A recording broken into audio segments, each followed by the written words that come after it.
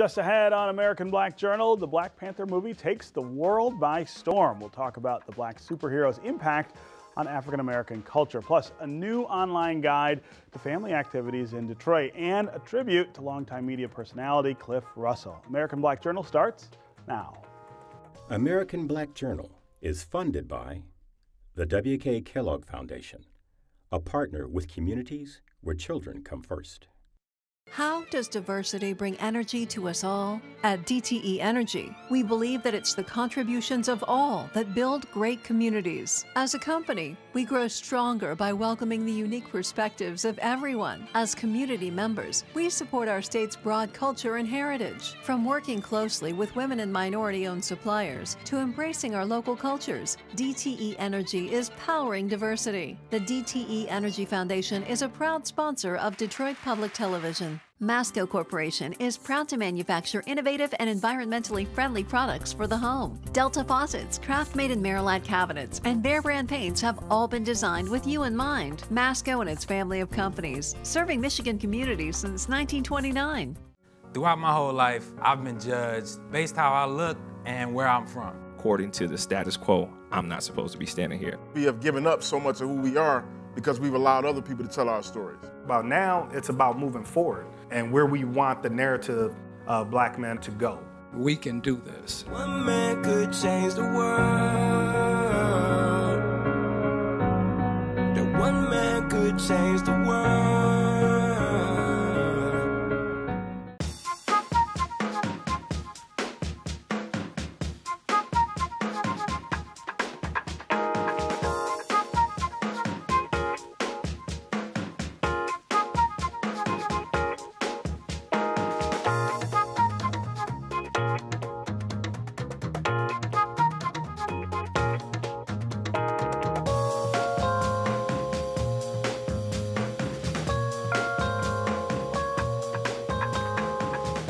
Welcome to American Black Journal. I'm Stephen Henderson. It appears moviegoers cannot get enough of the movie Black Panther. The film has shattered several box office records in North America, earning $242 million in just the first 4 days.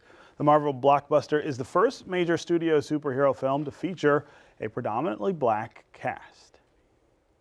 The world is changing.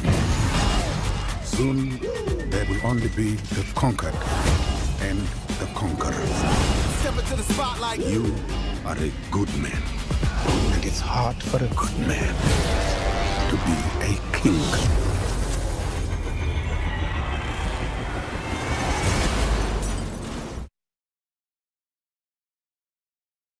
Joining me now to talk about the movie is comics artist Arvell Jones, known for his work at Marvel Comics and DC Comics, along with G. Walker Tian, a comics artist and publisher of Generate Comics. Welcome to American Black Journal. Thanks for having us. Yeah. So I was saying before the show started, even Arvell, this for you has just got to be mind-blowing to have worked on this story and these characters for such a long time, and then to see them on the big screen. Talk about what that's like. Oh man, it's amazing. Actually, you know, for the longest time I was the geeky kid on the block for the most part, and did everything I could do to be cool for the most part. But at the same time, you know, the people in the neighborhood say, we know what you do. You one of those comic book You're readers. drawing and reading comics, yeah, right? reading comics and everything. My dad was encouraging, but most of the neighborhood was like, you know, what are you really going to do for the rest of your life? I said, I'm going to do this. He said, you're going to be a starving artist? Yeah, right. So talk about the work that you've done and how it's sort of brushed up against the Black Panther story over your career. Well, you know, we had a little community here in Detroit back in the day, because you could find comic books at what was called sweet shops back in the day. And you kept running into people that enjoyed comics. And so one of the people that I met was a guy named Richard Buckler. And Richard and a group of us, about 15 of us, you know, formed a little group and decided we were going to get into the business. And we're going to, hell or high water, we were going to go ahead and do this. And Rich was the first one, and one of the first books he worked on was Jungle Action featuring the Black Panther. Huh. And the moment he got in, he called me up and he said, man, this book is hard. I need you to come up and help me. And help me with it. Yeah, so, you know, I went up for the summer and worked with him all summer long on that book. In the following year, worked on the Fantastic Four with him. And we just had a great time working on it. Yeah. Talk about the story of Black Panther and sort of how it relates to the cultural narrative. Now, I think it's really interesting that this movie appears in the middle of now, right? Things that we're talking about and thinking about in America. Well, you know, the movie was. I shouldn't say the movie, but the comic book was created by Stan Lee and Jack Kirby back in 1965, 66 or something like that. And the idea was you had this African king who was leading this nation that was hidden from the world, never been conquered. And they were allowed to grow at their own pace, and they got ahead of everybody. Right. They didn't have to worry about war. They didn't have to worry about, all of that. And they were focused totally on, just growing and developing their civilization, and being the best they could be. Yeah. And that was an amazing idea. And now to see it in the theater, it's like amazing to think see about it. what that says to young people. Oh, yeah. So Walker, he's one of your mentors, right? Right. And you are the next generation of comic authors and publishers here. Yes, that's right. That's right. I've been working with Arvell since the 80s and so on, and he mentored me from when I was younger, and brought me into the industry. And then I went on to create my own comic book company called Generate Comics, and we've been working together ever since. Yeah, talk about what Generate Comics is and some of the books you guys have in the line. Okay, well, we have a book called OAD Reign. OAD stands for Of African Descent, and it's a sci-fi story, about a cat from the future who comes back to the present day with some unusual news about our people. And so we follow his adventure into that. Then we have another book called The Unsub Garden, which is a group of, a diverse group of young people who are learning the ropes in, detective work and uncovering, unusual events and so on. And then we have a new team book that just come out called Urban Welfare, which is based here in Detroit. And we're showing a group of superpowered individuals, addressing and dealing with some of the, injustices that are happening today. Sure. I would say, without knowing for sure, but that with a good hunch that these stories are progeny of Black Panther, right? That the stories like Black Panther are the sort of inspiration for the work that you're doing now. Yeah. Well, Black Panther, when I was coming up, the Black Panther and Luke Cage was all there was. That's all there was, right? And we would just, we glammed onto that stuff, with our lives, back then. And so it's a beautiful thing to watch what's happening to the Black community and the Black African community all over the world. This is affecting everybody that's of African descent and so on, who can appreciate seeing these images and these themes for the first time. Right. Do you feel like it's easier now to get a Black story told in comics or in Hollywood? It has gotten easier, yeah. And there's been certain limitations that's been put in Hollywood. The fact that they were saying it's not going to translate to the foreign market for the most part. Right. And that was a big concern with Black Panther, right? Very big concern with investors, and so for the last few years, I've been involved with organizations or companies that are trying to put some Black product, out there for the major consumer. Because right now, comics alone, don't really reach our community whatsoever. There's only one comic store in the city of Detroit. I mean, that was going to be my next question: is what's the future of comics and comic books and comic stories in urban environments like Detroit where kids don't get access to it the way they used to?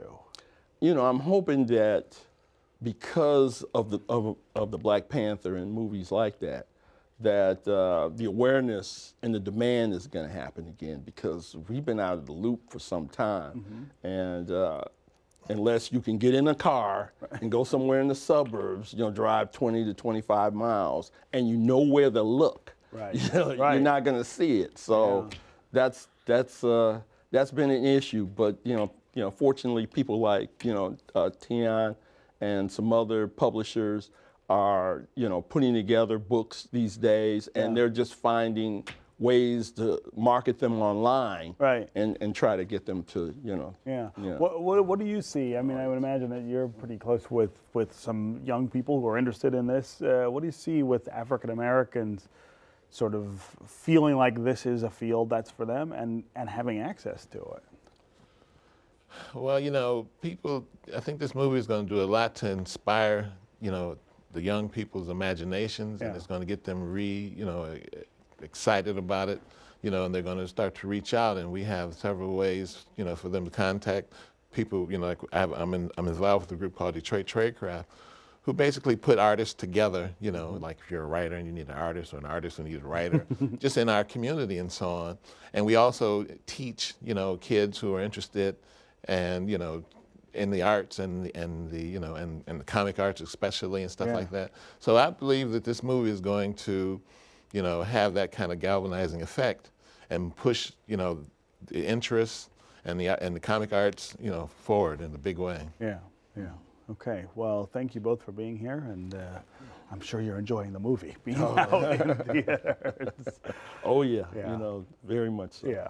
Okay, up next, an online guide to family activities in Detroit. But first, we're taking a look back at some of the guests on this program over the last 50 years. Here's a 1990 Detroit Black Journal interview with Mayor Coleman Young. I think the answer to crime is to create more jobs.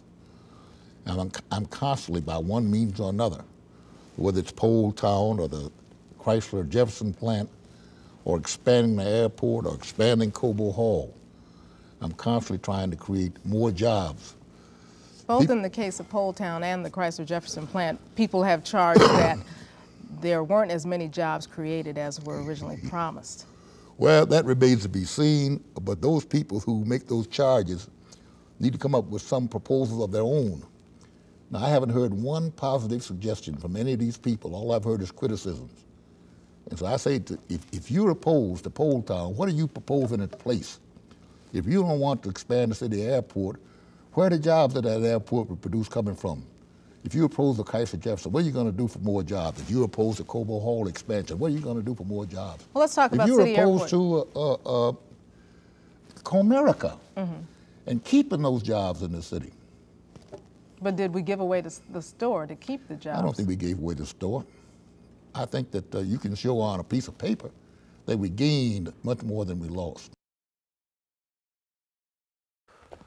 There's a new online resource for parents looking for family-friendly activities in Detroit. It's called Little Guide Detroit, and it features events, calendar, and information on everyday activities, classes, seasonal camps, and much more. The guide is the sister website to the young professional site called After 5 Detroit. Joining me now is the site's founder, Carrie Doman, along with Carrie Baczynski, who is vice president of After 5 Detroit. Welcome, both of you, to American Black Journal. What a great idea, right? Well, you have kids. So yes, yeah, right? You're always looking for things that you can go do with them that are appropriate, right, for families. There's a lot of stuff that's appropriate for kids. There's a lot of stuff that's appropriate for adults. That family sort of space in Detroit is really underserved, I feel. Yes, yes. I live downtown Detroit. Yeah. I have a almost 18-month-old, and when he was born, it really became apparent how void this area of resource was. Yeah. And so just compiling not only events and drop-in classes, but activities and giving parents and caregivers and grandparents an opportunity to look at lists and generate new ideas, because we always, it's busy, it's hectic having kids and life, and we don't have time to go to all the different websites, but we have some incredible museums and venues for kids and families throughout the region, but especially downtown.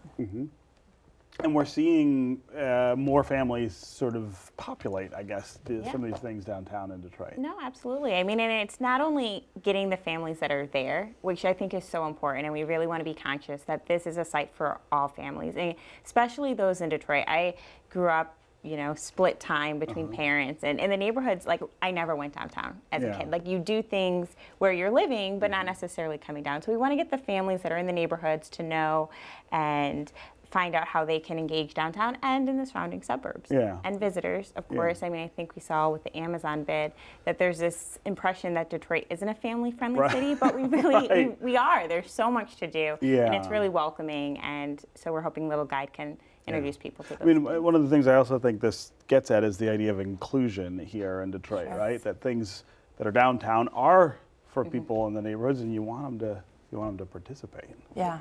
And to be clear, we are a regional website, so whether you live in Novi or Rochester or Troy, there are events and classes available that we highlight for them as well. But our thought process is, if we can showcase what is going on or happening, or you know, at all the museums or venues downtown, that maybe they'll start to broaden their horizons. And you know, kids don't sit still very long, so we're always looking for something to do. And if on this calendar of events there's something at the DIA or Charles H. Wright Museum that sparks your interest, maybe, just maybe, we can get them to come downtown. And talk about how this website relates to After 5, which is the original sort of. So, I mean, I think it's all-encompassing. It's really showcasing the best of what this city and region has to offer. So that's for the adults, and we do, you know, grown-up time. We had a giveaway recently for a night at Aloft Hotel at the Dave Whitney, so parents could kind of have that staycation giveaway. But yeah, where to get dinner and drinks and get a babysitter for a night. You know, we do all of that stuff and kind of play on After 5 as well. So it's great. There's just endless number of things to do, but not a lot of people feel comfortable always going down there because they don't know how to find that information. So we want to make it easy. Yeah, one of the things I find challenging with kids too is this sort of, you know, such a spread out region, and there's a little bit of isolation, I think, that sets in. Especially, I live downtown like you do. There are mostly non-families living downtown, and sometimes it's hard to find other people with kids to find stuff to do with or to interact with. It's a good point, and that's where, you know, I mentioned drop-in classes before, which is a very big thing for me, because there are classes that are 8 weeks long, and that's a hard commitment for me. That's a lot. That's a hard commitment for, I think, most people. But the drop-ins, I'm like, all right, we have a free Saturday, we can do this. And we've already learned of so many organizations doing things like Little Dumplings. They house their events in the Nanamdi Center in Midtown. And so that's a great way to bring neighborhoods together and different families from different areas together for a fun activity for the whole family. So it's things like that where we're learning along the way of just how much there is available. Just how much, right? And I would imagine you're hearing from families about how much they want this information as well, and how rare it is to find it. It is. Well, that's the thing. I mean, it's like parents spend so much time looking for events opposed to actually doing the events, and people want to spend time with their kids. And so we're hoping that this will allow them to, like, kind of take that, you know, time, get that time back, and being able to invest it somewhere that really matters. Do stuff, the other thing that I always think of is accessibility for these things, right? The idea that not everything has to cost money, and there are a lot of things to do in Detroit that don't cost money or don't cost a lot of money that maybe parents are unaware of. And we have a list for that as well about free activities and really focusing too, I guess, on accessibility. I think one thing in the metro region is transportation. What do you do? Right, One, if you don't, there, right? How do you get there? So, you know, we like to link to like bus routes or queue line or where you can park your car and how that works to really alleviate that barrier. Yeah. Parking's a big deal. Yes, and not is. Only convenience when you have kids and you're shoveling them or carrying a, yes, I mean, like you're going for the weekend and you're going for 2 hours. So not only convenience for the parents, but especially in the conversation of bringing people downtown, they want to know where to go. And so we really look at the hands-on approach, the all-encompassing approach of here's the activity, here's where you park, it might cost you this, but just so you're aware, here are family-friendly restaurants in the area. Right. So really just crafting this entire experience, whether you go to one or utilize all 3 or more suggestions that we offer, that's a big part of getting people to explore outside of their comfort zones. And to come back. You know, if you come and you have a bad experience, you're like, I'm never doing We're this not again. Coming back down there. We are like staying at home, play outside. Right. And this, I think, we want to make sure that you come downtown, you have a lot of fun, you can't wait to come back. Yeah. Well, given the number of families I see coming downtown now, I think this is a perfect time to try to ramp all of that up. Well, especially with the winter. We're all going a little stir crazy. So that's right. Check out littleguidedetroit.com to find out how to get out of the house and go do something fun. Exactly. Yes. All right. Well, thanks for being here. And congratulations. Thank you. Finally today, American Black Journal and Detroit Public Television extend our condolences to the family of longtime media personality Cliff Russell. He died last weekend after suffering a heart attack. Cliff was a fixture in Detroit media and politics, and he hosted this program in the 1990s. Welcome to Detroit Black Journal. I'm your host, Cliff Russell. The late author James Baldwin made some interesting observations about the media and political elections. Baldwin remarked that we choose our elected officials in the same way we buy cat food or select toilet paper. We go for the brand name that has been most successfully sold to us. The fact is that political campaigns, including the one going on in Detroit these days, and the media are inseparable. The entire Fab Five, as they're called, and in fact black players across the country get certain monikers placed on them or certain things about their character or attitude talked about. How do you read how the media treats black players, and how do you feel about that? Well, I don't know if it's a deliberate attempt, but I know that, for instance, if Michigan plays Indiana, we're talented and Indiana's good. You know what I mean? Right. It's like talent wins over hard work and effort. So I think that has to come with our dunking or fancy plays. If they see Jalen Rose go down the court and throw an alley-oop to Jim, that's all they see is the flash. They didn't see that maybe Jim got a steal or had to dive on the floor or somebody got the rebound. You can't be fancy if you don't work hard. And I think that comes with it because of our flashy plays. And I think just because maybe if you have 5 black athletes out there that they have to be talented more so as a person that has to work hard for their shot or as a good thinker, that type of stuff. Not just 5 black athletes, but you guys play basketball in a style that is perhaps the antithesis of an Indiana. A lot of flair. When I watch you all play, it reminds me of the games I see in the city in the summer at St. Cecilia, at the park somewhere, as opposed to some other teams. It's big business, and it takes guts, discipline, determination, organization, and savvy to make it work. And right here in the heart of Motown, it's even more difficult. But there are those who have made their mark, and those who are embarking upon that challenge of running an automobile dealership. Hello, I'm Cliff Russell, your host for Detroit Black Journal. And joining me in the studio are 4 black pioneers of the automotive big 3, Chrysler, Ford, and General Motors. They are Mr. Mel Farr, the superstar from Mel Farr Automotive Group, who's also the chairman of the National Black Auto Dealers Association. Charles Harrell from Harrell Chevrolet, who's donned himself as the new sheriff in town, did wear his hat. Teresa Jones, the lone black woman of our group, who owns Northwestern Dodge, also a former director of nursing at the Henry Ford Hospital. I was impressed to just learn that. And Nathan Conyers of Riverside Ford, who's been around and is in the city limits for the longest. And we also have you. We want to hear from you. Your questions and comments to our guests are very welcome. Cliff loved history, and he made history himself as Detroit's first black mayoral press secretary and Major League Baseball's first African-American head of communications for the Detroit Tigers. Cliff Russell was 61 years old. Visit dptv.org for a special One Detroit tribute to Cliff. That's our program for today. Thanks for watching. You can get more information about all of our guests at AmericanBlackJournal.org. And as always, you can connect with us on Facebook and on Twitter. We'll see you next time. As American Black Journal looks ahead at the next 50 years, we want to hear from you, the viewers. Tell us what you think of this program and what you'd like to see on future episodes. Visit AmericanBlackJournal.org to take a quick survey and share your opinion. Thank you.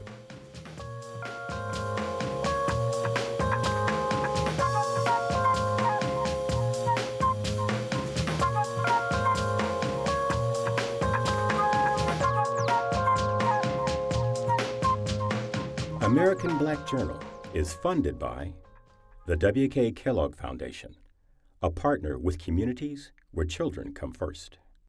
How does diversity bring energy to us all? At DTE Energy, we believe that it's the contributions of all that build great communities. As a company, we grow stronger by welcoming the unique perspectives of everyone. As community members, we support our state's broad culture and heritage. From working closely with women and minority-owned suppliers to embracing our local cultures, DTE Energy is powering diversity. The DTE Energy Foundation is a proud sponsor of Detroit Public Television. Masco Corporation is proud to manufacture innovative and environmentally friendly products for the home. Delta faucets, craft-made in Merillat cabinets, and Behr brand paints have all been designed with you in mind. Masco and its family of companies, serving Michigan communities since 1929.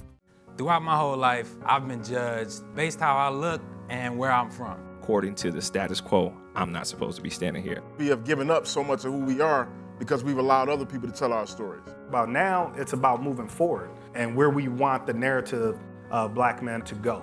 We can do this. One man could change the world. That one man could change the world.